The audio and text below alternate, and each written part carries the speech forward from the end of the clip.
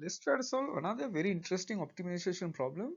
But in this problem, we are asking to find the shortest distance, the minimum distance between a curve and a point. So in this case, the curve is a parabola, and you are given a point. And don't get confused, this frog and the bee has nothing to do with this problem. So they have their own problems.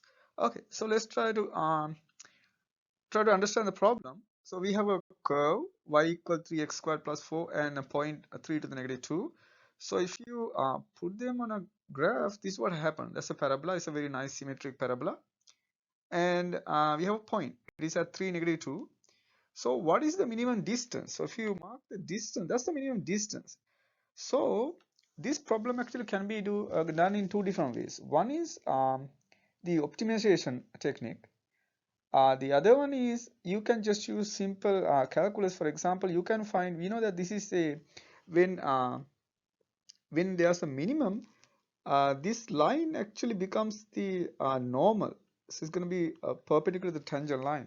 So that means you can find the tangent, slope of the tangent using calculus, and then you can find the slope of the normal because it is negative reciprocal. So that's a slope. And then you can have a general equation of the normal line, but you know that the line has to pass through this point. That means you can completely find the line, and then you can find the intersection point. That intersection point is going to give you the actual point on the curve where this minimum going to happen, and then find the distance between the two. So that's like another argument, just using the tangent and normal lines, and then find the corresponding point and find the minimum distance. But that's not what we're going to do here. We're going to use a regular optimization argument. So what we're going to do, we're going to parameterize the curve. That, for example, you can see if you pick like any random x, so you can see any point on the curve is given by, so any point on the curve is given by, you can see if you pick a random x, and then you can see the corresponding y value is simply 3x squared plus 4. So this is what we normally call the parameterization. We sometimes we like use like a different variable just to avoid confusion, like t or something. So you can say one is t, the other one is 3t squared plus 4, something like that. But we just use x for this problem. And you have seen some other problems I use the other variables just to kind of learn the actual technique. So this is what we normally call the parameterization. So you parameterize the curve. Now what we're gonna do, so this is one point on the curve, the other one is this point given. So what we do, we just find the distance between the two. For that we can use the distance formula. So you can say, so the distance between the point on the curve and the given point is, so the distance between any point on the curve and the point 3 negative is, you can just use the distance formula. So we can write actual distance squared formula, because we can see that when the distance is minimum, the distance squared is also minimum. So that because of that, then your algebra would be easier if you use the d squared rather. So let's try to find the distance between the two. So it is x minus negative 3, that is the difference. So and then you square that. And then we do the same thing with the y coordinate, which is 3x squared plus 4 minus 2, so it becomes plus 2. So that's what happened, squared. So that's the difference formula. So we just use the difference formula, x minus x naught squared plus y minus y naught squared. So that's what we have. Okay, now we're going to simplify this one, and I'm going to call this d squared as L. So let's call this L. So so let L equal x minus 3 squared. So it's like some algebra tricks that we use just to make the calculation simple. And then here you have 3x squared plus 6 actually squared. So let's try to simplify this one a little bit. And you can see, you can write this one as, so this one 3 minus 3 squared is there. But from the next one, you can see 3 is a common factor. That means if you pull it out, because the square equal 9, so you get x squared plus 2. That's what happened, because you pull 3 as a factor out. You always try to do that just to make the algebra easy. So now let's simplify this. So if you simplify, what do you get here?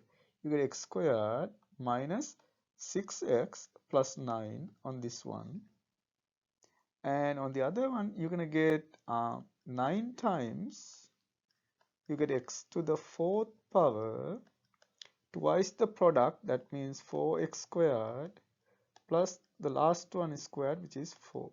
So what we use, we know this formula, a plus b squared equal a squared plus 2 times ab, that's a twice the product, plus the last one is squared. So the first and the last one is always positive, and if b is negative, the middle term can be negative. So that's so if it's negative, if the middle term is negative, you get a negative sign here. Okay, so now let's simplify this a little bit.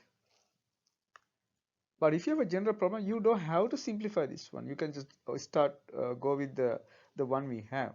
Actually, for the rest of the problem, I would like to use this one because I want to show you like another trick here, how actually the algebra gonna work. So let's simplify this one now. So what we want to do, your goal is to find the minimum of this function for any x. You can see this x is not restricted. X can be any real number.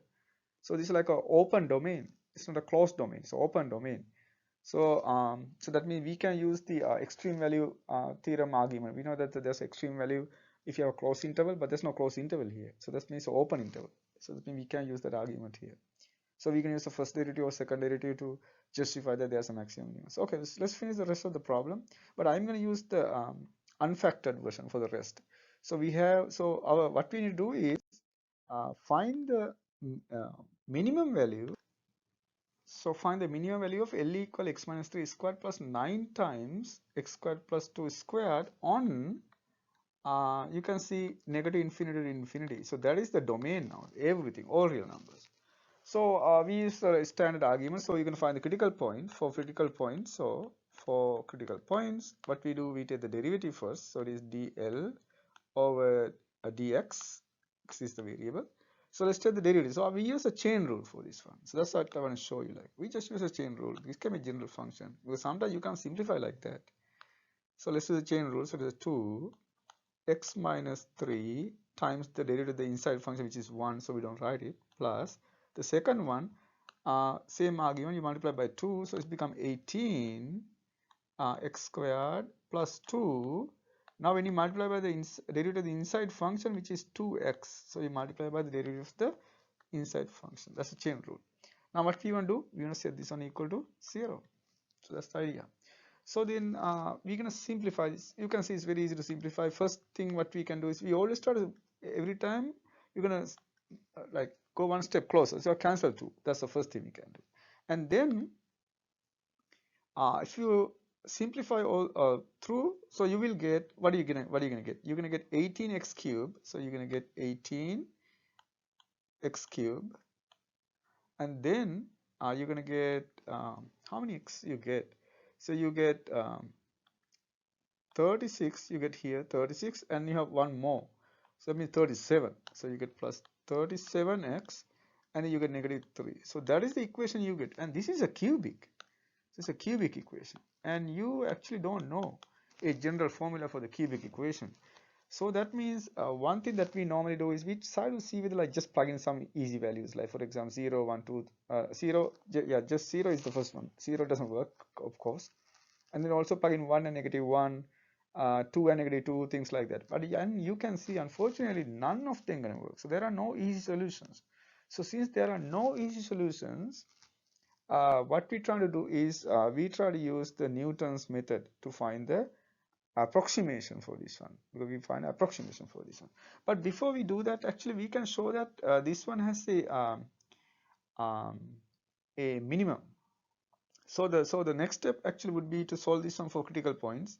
But for that we can use the Newton's method. But before that I'm going to show that there's a minimum for this one. So, and then we get there. So this is hard to solve, so we know that. And let's look at the second derivative. So if you look at the second derivative, you can see that d squared L over dx squared. If you take another derivative of this function, and you can see that you're going to get 54. you can use the version that you have already cancelled or not, because 2 is just a constant. But let's say you have 2 in there. So you get 54 x squared plus 37. That's what you get. And you can see this is clearly positive. So that means by the second derivative test, so there is a minimum. So it has a minimum. So we know that part. So that means there's a minimum at the critical point.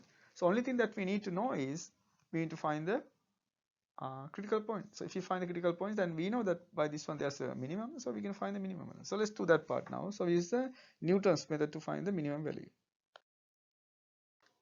So the critical point is the solution of this equation. So to solve this equation, we use the Newton's method.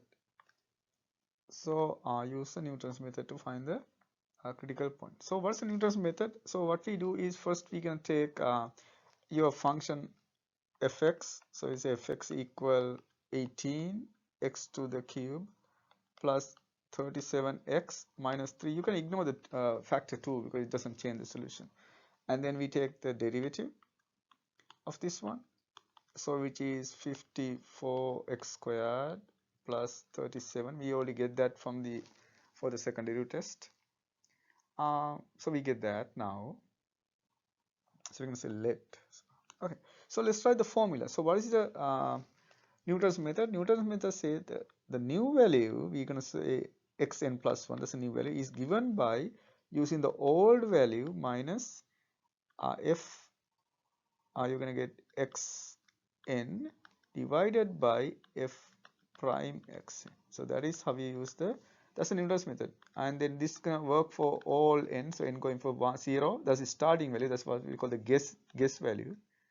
Guess, that's we don't know, we just guess that value. And then you're going to plug in, you keep plugging until you get a good approximation. And then let's try to use for this one, let's say like 1. Okay, so let's start with 1. So let's say x naught equal 1. So now what we're going to do, we're going to plug in that value here to this one. So that's the guess. That's the Newton's argument. So what we're going to do is we're actually going to plug in to this equation, because we already know what is fx and what is f prime x.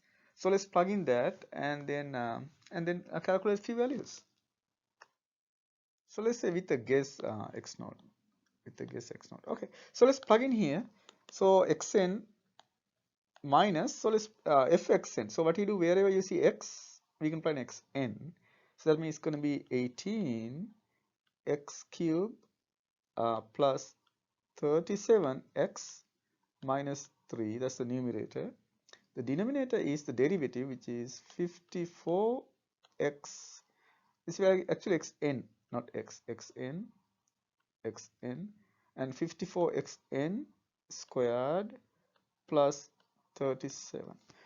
Sometimes what we do, we actually simplify this one because it's going to make the calculation much easier. So if you take the common denominator, and you can see that this simplifies really nicely. So you get 54 xn cube minus 18 xn cube means 36 xn cube. And then for the numbers, you get xn 37 minus xn 37. So this one and that one get cancelled out because of the negative sign. That term is gone. And then you get a plus 3. So you get plus 3. That's the numerator. See, it's much better compared to what we have here. And the bottom is the same. So the 54 xn squared plus 37. Okay, so that's what you get after you simplify. You normally do that because, I mean, you don't have to, but it's always a good idea to do that because you can see it's going to make the calculation much easier. Now, since we have this formula, we're going to plug in few values. So let's plug in few values. So we're going to start with the guess x naught equal 1 or something. So let's do that now. So we're going to start with the n and the x naught value. So the 0, that's a guess. So we can use the x naught equal 1. Now what we can do, we're going to plug in that to the equation. So if you plug in x, so you get x1 equal, so what do you get here? You can see 36 1 cube plus 3 divided by, you get 54 1 squared plus 37. So if you simplify this one, you get the new value. So what's the new value? So it's the first approximation, that's what you call, is x1. And if you use a calculator, and you can see that you're going to get 0.438. We don't write too many decimals here because it's just a first approximation. Now we plug in that one again back to the next one to get the new value. So the second approximation, which is we call x2, that's why we use that 1 2. So let's plug in here. So it's again 36. Whatever the value you get, 0.438 cube plus 3 divided by 54.438 squared plus 37. So if you simplify, you get the new one. So you can use a calculator, and you can see that you're going to get 0.12. And then again plug in that. So it's a 3, so it's x3, and you can see, so you just keep plugging. So it is x3, so do the same thing. I'm going to skip that, and you will get 0.08. And then if you plug in that back into the equation, so let's say fourth value x4 is also 0.08. So that means you're going to get stabilized here. So it's going to get converge. So let's just to find, like, maybe up to 2 decimal places. So that is the approximate value. So so that is a critical point. So that's the idea. So just keep doing it, and then yeah, so it's x4. So keep doing it until you get converged. But in exam, if you do a problem like that in exam, we normally do it for like 2 decimal places. But in like a practical situation, you might need more decimal places. Yeah, that's the idea. But for example, if you start with guess x naught equals 0, you might be lucky, because you can see that even the first calculated value is 0.08. So I mean, we don't know because it's kind of random, so we don't know. So it's just a good idea to like try a few values, but one is like good one.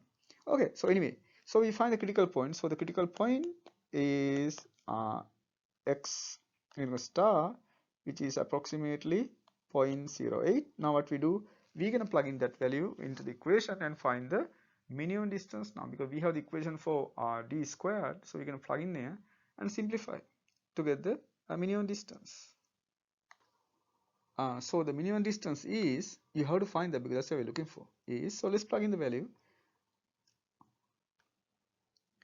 So you plug in that critical point to the distance formula, and then so you get the answer. So the minimum is, so you can see, you plug in the critical point, that whatever you get, so you get this is approximately equal to 6.889, whatever the unit that we use. Okay, so that's how you solve a problem in general, because sometimes you might not get like easy to find the factors.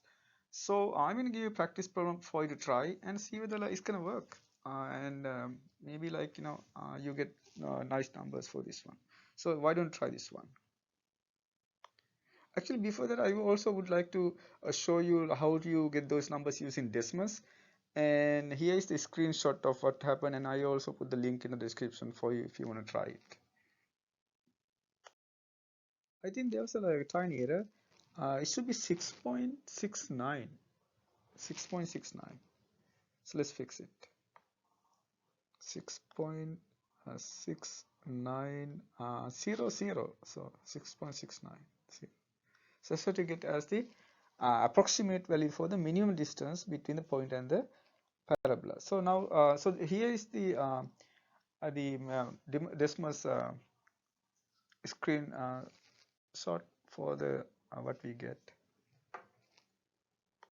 And you can use Desmos to do all those calculations once you put the Newton's method, and you can simply change the function and create a table and then put the values. So you can see how I calculate the value. So you put 1 and then you get the new value, and then you put the new value, and then you get the next one. So it's very easy to use the decimals to do the Newton's method like that. So it's very easy.